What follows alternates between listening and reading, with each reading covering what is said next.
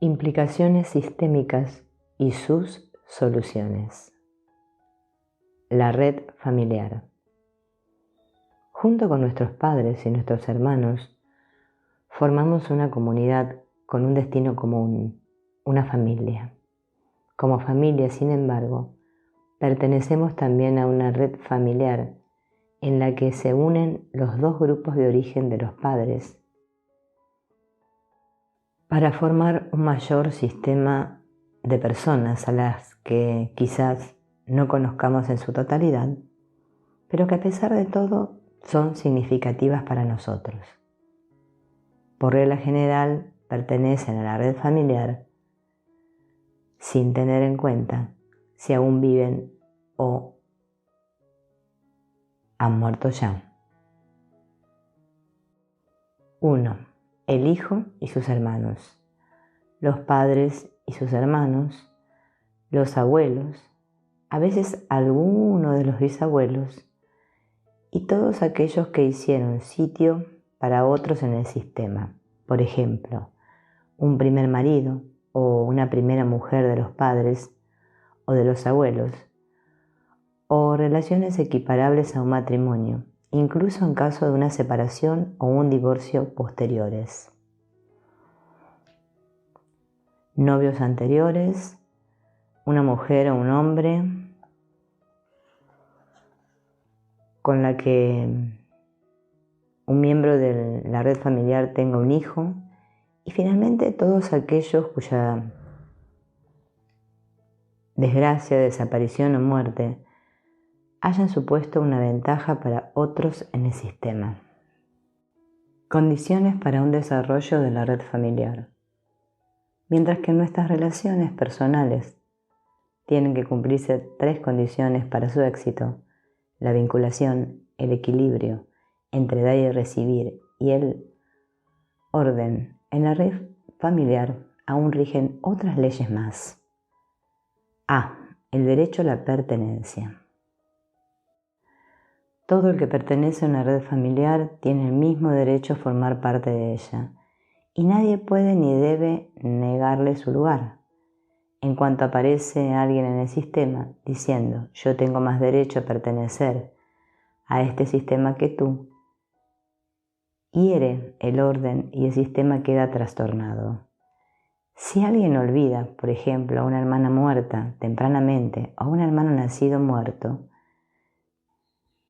se ocupa con toda naturalidad el lugar de un cónyuge anterior.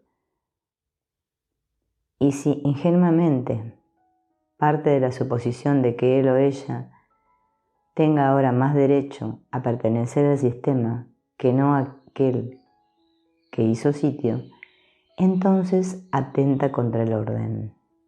Frecuentemente las consecuencias aparecen en una de las generaciones posteriores, cuando alguien, sin darse cuenta, imita la suerte de la persona a la que se niega la pertenencia.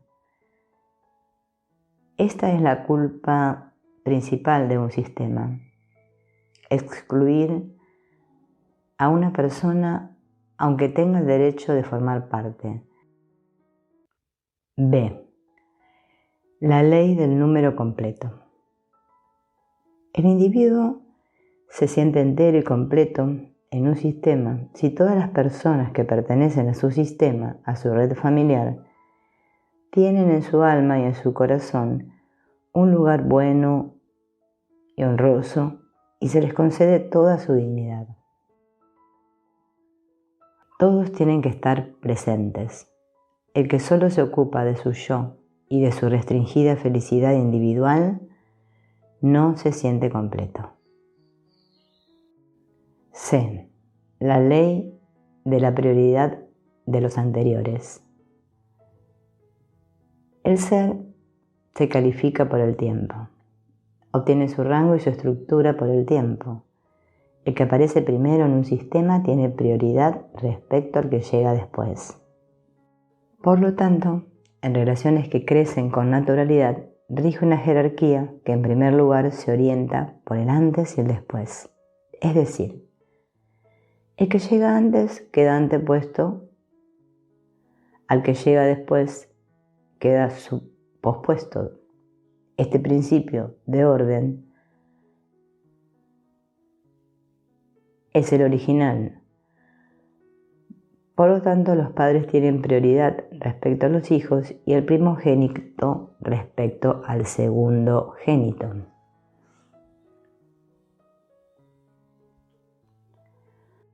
Si la persona pospuesta se inmiscuye en el ámbito de la persona antepuesta, es decir, si un hijo intenta reparar la culpa del padre o pretende ser un marido mejor para la madre, se arrogan un derecho que no les pertenece. Y a tal arrogación, la persona frecuentemente reacciona con una tendencia al fracaso o a la ruina. Como en la mayoría de los casos eso sucede por amor, no tenemos conciencia de una culpa.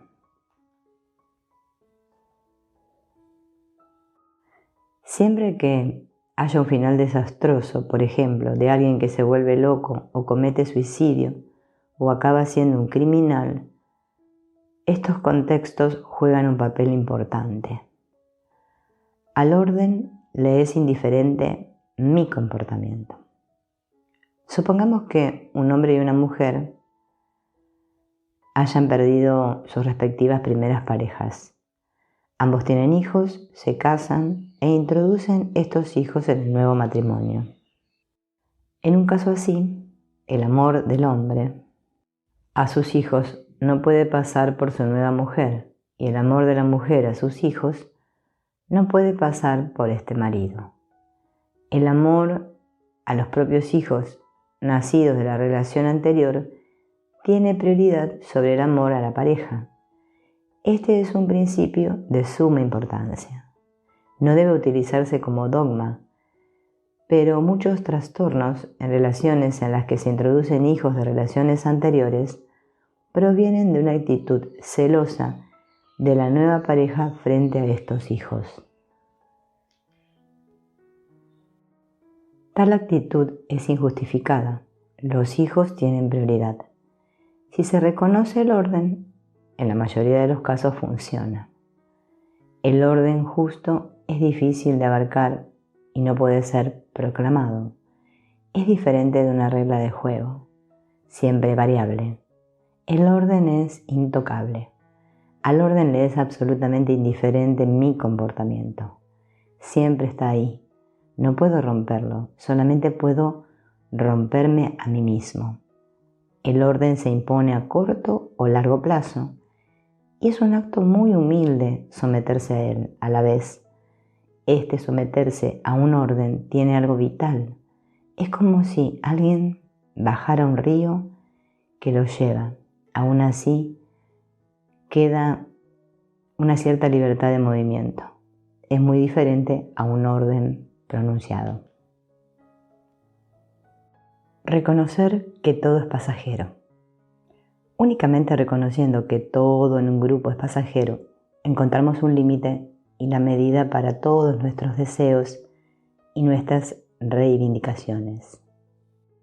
Las soluciones, sobre todo en el caso de implicaciones sistémicas, siempre tienen que ver con el reconocimiento del carácter efímero de todas las cosas. En los sistemas muchas veces se mantiene vivo algo que en el fondo ya ha pasado, por eso sigue actuando. En los libros de Castaneda se indica la necesidad de olvidarse de la propia historia. Eso va en esta dirección. Sin embargo, el retirarse y olvidarse de todo exige una disciplina extraordinaria. Entonces realmente se puede ser algo pasado sin que se vuelva a tocar. Tiene algo espiritual si se consigue permitir que lo pasado sea pasado. Estas leyes no son tangibles. Cuando se mira un árbol con sus hojas, todas están formadas según la misma ley. Pero a pesar de todo, cada cual es diferente. Este es el secreto de estas leyes. Es posible intuirlas, pero el resultado es distinto en cada caso. De esta manera se da una vitalidad que contrasta con las reglas hechas. Estos órdenes básicos no son del todo rígidos, es decir, permiten muchos resultados. Así se mantienen flexibles y vivos. La jerarquía en sistemas familiares. En los sistemas ocurre al revés de la jerarquía en relaciones crecidas. Aquí, el nuevo sistema tiene prioridad sobre el antiguo. Si alguien crea una familia, esta familia actual tiene prioridad sobre la familia de origen de los cónyuges. La conciencia en la red familiar. Así como la conciencia personal vela por las condiciones de vinculación, equilibrio y orden, también existe una conciencia de grupo o de la red familiar, una instancia que vela por este sistema, encontrándose al servicio de la red familiar y procurando que el sistema se mantenga dentro del orden o llegue a él, y vengando las infracciones del orden en el sistema. Esta conciencia actúa de otra manera totalmente distinta. Mientras que la conciencia individual reacciona con sensaciones de malestar o bienestar, de placer o de desagrado, la conciencia de la red familiar no se percibe sensiblemente. Por esta razón, no son tampoco los sentimientos los que ayudan a encontrar una solución, sino únicamente un conocimiento que proviene del entendimiento. La conciencia de la red familiar permanece inconsciente para nosotros, de la misma manera que en lo esencial también nos es inasequible el orden al que sirve. Donde más posibilidades de conocerlo tenemos es por el sufrimiento que causa el ignorar este orden, tanto para nosotros como para otros, sobre todo para los hijos. La conciencia de la red familiar es una conciencia participativa. La comparo al vuelo de los pájaros. No es el pájaro individual el que cambia el ritmo, sino toda la bandada. En la bandada actúa algo común. Todos son llevados por una misma corriente, por así decirlo. De la misma manera, también el hombre, como individuo, forma parte de un todo, y por encima de este hay algo común que actúa como un principio de orden. Todo el mundo participa en este principio, y de esta manera también se le impone una obligación. En este contexto también rige la ley de que los de arriba muchas veces pasan la fatalidad a los más pequeños y estos las toman sobre sí. Esta conciencia de la red familiar se hace cargo de aquellas personas que nosotros excluimos de nuestra alma y de nuestro pensamiento consciente, bien porque las tememos o condenamos, bien porque queremos oponernos a su suerte, o porque otros en la familia o la red familiar se hicieron culpables con ellas sin que la culpa haya sido nombrada, ni tampoco asumida o reparada. O bien que ellos tuvieron que pagar por lo que nosotros tomamos y recibimos, sin que lo hayamos agradecido o los hayamos valorado por ello. El vínculo que esta conciencia establece con un grupo es tan trascendental que sentimos como reivindicación y obligación aquello que otros en este mismo grupo sufrieron o causaron, y en consecuencia nos vemos implicados en culpas ajenas e inocencia ajena, en pensamientos, preocupaciones y sentimientos ajenos, en conflictos ajenos y consecuencias ajenas, en metas ajenas y desenlaces ajenos. Las diferencias entre la conciencia personal y la conciencia de la red familiar. La conciencia personal también podría llamarse conciencia de primer plano, es decir, aquella que sentimos se refiere a las personas a las que estamos directamente vinculadas, o sea, a los padres, los hermanos o los amigos, los cónyuges o los hijos, confiriéndoles un lugar y una voz en nuestra alma. La conciencia oculta o de trasfondo, actúa como un sentido de orden y equilibrio para todos los miembros de la red familiar, que sanciona y compensa en los pospuestos toda injusticia sufrida por los antepuestos, aunque aquellos no sepan nada de los antepuestos y sean inocentes. Se hace cargo de todas aquellas personas que nosotros excluimos de nuestra alma y de nuestro pensar y sentir conscientes. Y no nos deja tranquilos hasta que también ellos tengan un lugar y una voz en nuestro corazón. Toda persona tenida en cuenta por esta conciencia o sobre la que ésta actúa, también pertenece a la red familiar. Su alcance, por tanto, permite deducir quién pertenece como miembro a una red familiar. Respecto a la conciencia personal de primer plano, nos sentimos activos y libres. Respecto a la conciencia oculta de trasfondo, no somos libres, ya que ella dispone de nuestro bienestar o malestar según el interés de la red familiar, de la misma manera que el todo dispone de una parte. Cuando un progénito hiere el orden, se arroga el derecho de negar algo que ya tiene, de hacer algo que no puede hacer, de tomar algo que no debe tomar.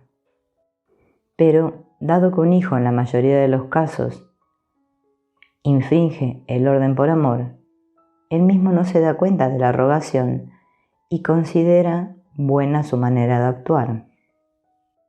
El orden, sin embargo, no puede superarse por el amor, ya que antes que todo amor, en el alma, actúa ese sentido de equilibrio, haciendo justicia al orden del amor, incluso a costa de la felicidad y de la vida. La lucha del amor contra el orden es el principal y el final de toda tragedia, y solo existe una posibilidad de salvarse: conocer el orden y a continuación seguirle con amor. El conocimiento del orden significa sabiduría y seguirle con amor es humildad, lo cual significa que una vuelve a su propio lugar que le corresponde, dejando al anterior su lugar superior y con ello también su prioridad. Intentos de hacer justicia a una persona excluida. Reavivar una suerte ajena. La conciencia de la red familiar, como ya dijimos, se ocupa de los excluidos, de los que no son apreciados justamente, de los olvidados, de los no valorados y los muertos. Si por las razones que sea se excluye a una persona que forma parte y tiene que formar parte del sistema, si se le niega el derecho a la pertenencia porque otros la menosprecian o no quieren reconocer que esta persona hizo sitio para otros posteriores o se niegan a apreciar lo que puedan deberle, entonces la conciencia de la red familiar se busca un progénito inocente que imita a aquella persona a través de la identificación. No lo elige, no se da cuenta y no puede defenderse, ya que esta imitación ocurre bajo la presión del sentido de compensación. Es decir, reaviva una suerte ajena, la del excluido, representando de nuevo esta suerte con toda la culpa, la inocencia y la desgracia, con los sentimientos y con todo lo que es propio. Un ejemplo. Si una hija, por cuidar a sus padres ancianos, renuncia a la felicidad de tener su propia familia y sus hermanos se burlan de ella y la menosprecian, posteriormente una sobrina imitará la vida de esta tía y sin darse cuenta del contexto ni poder defenderse, sufrirá la misma suerte, sirviendo y renunciando también ella a una vida de pareja y al matrimonio.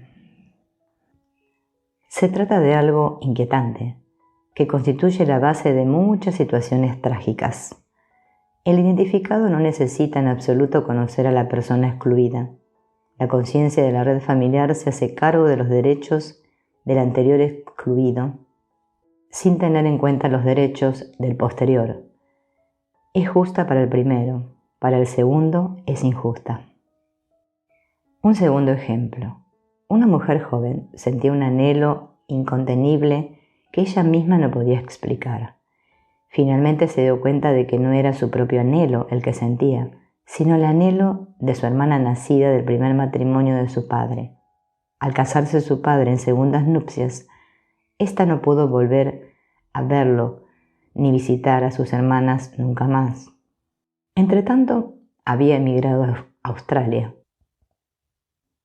y las naves parecían quemadas. A pesar de todo, la mujer joven reanudó el contacto con ella, la invitó a Alemania e incluso le envió el billete de avión, pero la suerte ya no pudo detenerse. En el camino al aeropuerto desapareció. La identificación es como una compulsión interactiva a nivel sistémico que vuelve a poner en escena y repite argumentos del pasado, pero sin darle solución, un intento posterior de nuevamente hacer justicia a una persona excluida. Un posterior se inmiscuye en los asuntos de un anterior y aunque quiera salvarlo por amor, al mismo tiempo se trata de una rogación. Un pospuesto no puede más tarde poner en orden un asunto en lugar de un antepuesto. Es imposible que se logre, ya que de lo contrario, bajo la presión del sentido ciego de compensación, el mal no encontrará término. Un ejemplo. En una sesión de supervisión, un terapeuta relató el caso de una mujer joven que sentía una necesidad compulsiva de lavarse las manos. Se le preguntó, ¿quién en su sistema tiene que lavarse? Al cabo de poco tiempo quedó claro. En los tiempos de posguerra, una hermana del padre había mantenido relaciones con soldados americanos para mantener a flote a su familia. Contrajo sífilis y en consecuencia fue menospreciada por la familia hasta que murió sola. Una muerte trágica, adoptada de otra persona, o una culpa ajena no me dan ninguna fuerza, ya que ésta únicamente puede nacer de la que me es propia, y también aquel en cuyo lugar asumo esa suerte o culpa se ve debilitado. Para que lo negativo que me es ajeno aún pueda llegar a desarrollar su fuerza, es necesario que lo devuelva a quien pertenece, con la seguridad de que éste será capaz de llevarlo. Únicamente podré actuar de esta manera estando reconciliado con el todo, tal como es, también con su parte negativa. Frecuentemente, sin embargo, la persona cree que podría dejar para más tarde su propia suerte difícil, tomando sobre sí algo negativo de otra persona, ya que lo ajeno muchas veces es más fácil de llevar que lo propio. La doble transferencia. En sistemas humanos, por tanto, es inevitable que lo reprimido vuelva a aparecer, y con más frecuencia concretamente en aquellos que menos pueden defenderse, por ser ellos los que más aman. En la familia, este es el caso de los hijos y los nietos. La identificación también abarca la dinámica de la doble transferencia. La primera transferencia es la del sujeto. Así, por ejemplo, los sentimientos de un excluido son asumidos por un progénito. A través de una segunda transferencia, sin embargo, estos sentimientos no se exteriorizan contra el culpable, sino que son dirigidos a otro objeto. Un ejemplo. Un matrimonio mayor, casado desde hace muchos años y padres de varios hijos, participó en un seminario. Él era una persona amable y todo el grupo lo apreciaba. Siempre es buena señal si todo un grupo mira con buenos ojos a alguien. Una persona así no puede ser mala. Ya la primera noche, ella desapareció con el coche y no volvió hasta la mañana siguiente, justo antes de comenzar la sesión de grupo. Se plantó toda provocativa delante de su marido y le dijo: «Acabo de estar con mi amante». El coordinador del grupo le preguntó si deseaba la muerte. Cuando la mujer estaba con otras personas del grupo, se mostraba atenta y llena de interés. Siempre que veía a su marido, sin embargo, estaba como fuera de sí. Para los demás era ininteligible por qué estaba tan enfadada con él, tanto más que el hombre no se defendía, sino que mantenía una actitud objetiva. ¿Qué había ocurrido? Supimos lo siguiente: su padre tenía un amante. En verano enviaba a la mujer y a los hijos al campo para quedarse en la ciudad con su amiga. De vez en cuando venía con la amiga a ver la familia y su mujer los recibía bien y los atendía. ¡Qué inocencia! Y qué mala es esta inocencia. Dios mío, qué mala. Es lo que se suele llamar virtud heroica, pero no sirve de nada. Y así no hay solución posible. Los efectos son fatales. La madre se creía demasiado buena para enfadarse. Ahora bien, si la mujer se hubiera enfadado con su marido, habrían llegado a una solución, sea una separación, sea una reconciliación. De esta manera, en cambio, ella hacía ver que estaba por encima de su marido. La emoción necesaria que los habría salvado, sin embargo, era la rabia de la mujer contra el marido y el enfado. Ella tenía el derecho para sentirse así. Puesto que no actuó así, sino que reprimía estas emociones, el resultado fue una transferencia de las emociones, en este sistema, de la madre a la hija. Ahora salen en el miembro más débil. La hija asume la rabia reprimida de la madre. Esta es la transferencia en el sujeto. Pero también se da una transferencia en el objeto. La hija no expresa la rabia con el padre donde correspondería, sino contra su marido, que se ofrece porque no puede defenderse, él la quiere. Esta es, para mí, por así decirlo, la solución barata. La solución auténtica sería que la hija se inclinara ante los padres y les dijera: tal como vosotros lo hagáis, para mí está bien. Esa es la dinámica de la doble transferencia. Muchos problemas en relaciones se deben a este mecanismo. A veces también encontramos la doble transferencia ahí donde la víctima, después de sufrir la injusticia, tuvo que permanecer tan impotente que no hubo ninguna posibilidad de actuar. Otro ejemplo. Durante la psicoterapia, un hombre de unos 40 años empieza a sentir el miedo de que podría hacer violencia a alguien, que podría estrangular a alguien o ser estrangulado él mismo. Ni su carácter en su comportamiento indican tal posibilidad. Entonces le pregunto: ¿hay un asesino en tu familia? Resulta que su tío, el hermano de su madre, fue un asesino. En su empresa tenía una empleada que al mismo tiempo era su amante. Un día le enseñó a esa mujer la foto de otra mujer, pidiéndole que fuera a la peluquería para que le arreglara el pelo exactamente de la misma manera que lo llevaba aquella mujer. Después de que ya se le había visto un tiempo con ese peinado, viajó con ella al extranjero y allí la asesinó. A continuación regresó a su país con aquella mujer cuya foto había enseñado antes a su víctima. Ahora era esa su empleada y su amante, pero todo salió a la luz y el hombre fue condenado a cadena perpetua. El terapeuta aún quería saber más de otros familiares, sobre todo de los abuelos, los padres del asesino. Se preguntaba dónde había que buscar la fuerza motriz para tal crimen. Pero el hombre solo podría dar pocas informaciones. Del abuelo no sabía absolutamente nada, y la abuela había sido una mujer piadosa y respetable. Después empezó a investigar más a fondo y descubrió lo siguiente: esa mujer piadosa, durante la época nazi y con la ayuda de su hermano, había denunciado a su marido de homosexual. Este, en consecuencia, fue detenido y llevado a un campo de concentración donde murió asesinado. Aquí nuevamente podemos apreciar el mecanismo de la doble transferencia.